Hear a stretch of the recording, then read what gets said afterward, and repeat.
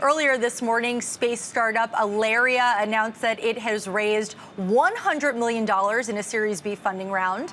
The California-based firm says it's enabling commercial and government customers to operate networks in motion. Founder and CEO Chris Taylor joins me now. Chris, welcome to NYSE Live. Good morning, Ashley. All right, so before we get into this news, what is Aalyria's mission? So our mission is to be able to service customers who have networks that are in motion and use antennas that are directional in nature. And that's really where the industry is moving. No longer are we using sort of wide broadcast networks. It's becoming much longer distances with required a lot more power behind them. So we are orchestrating those networks, and then we're orchestrating those networks with other networks that they'd like to interoperate with. All right, and how will you be deploying the new capital?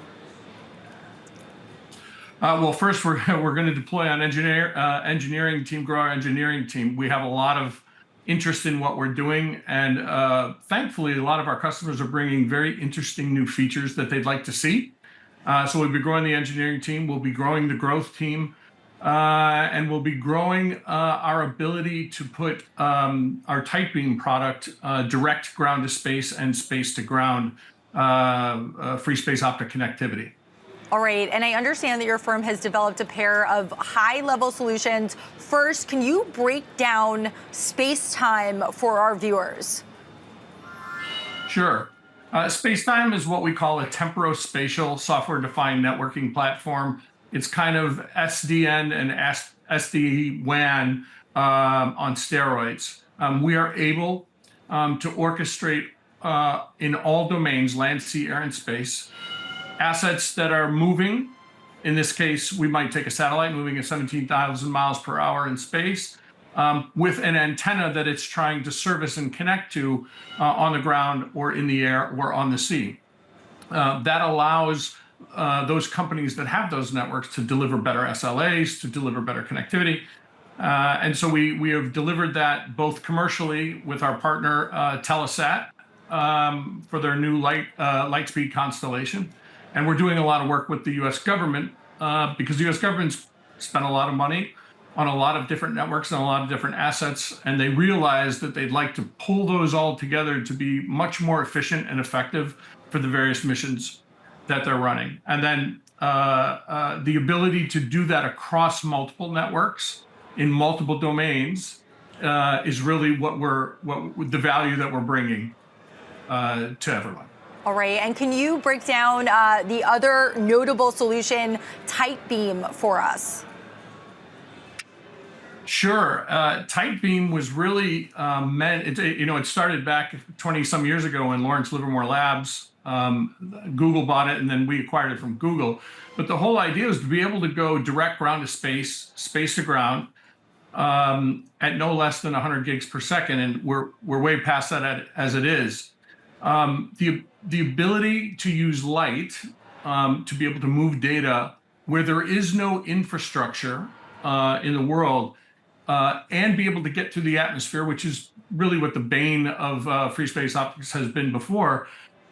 We've been able to, I don't want to say solve it because physics still wins, but we've been able to push greater distances, light at 100 gigs per second to really bring networks and connectivity where it never existed before.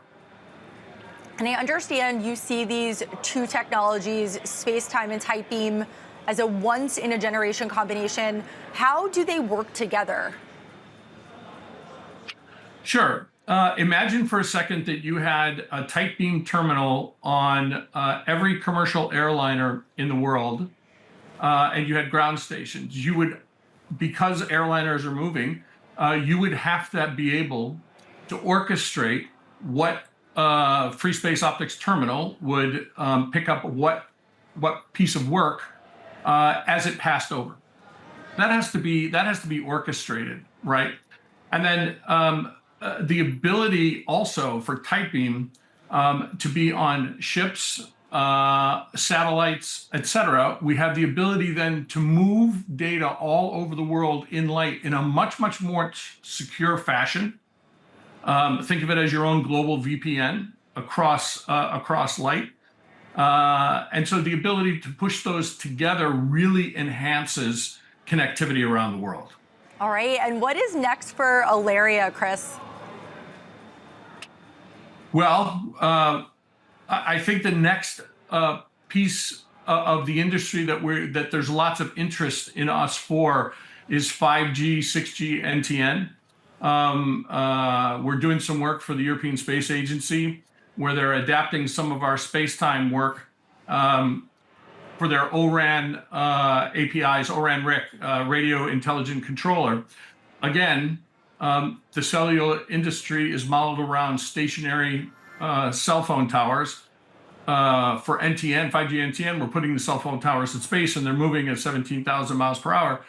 There was no software or the ability to make that all work on the ground. And NTN is picking up an amazing reputation for being the next thing in communications, which is why we're going to Barcelona to the Mobile World Congress to sort of show everybody what we've been doing. All right. Thank you, Chris Taylor, founder and CEO of Aalyria. Thanks so much, Ashley.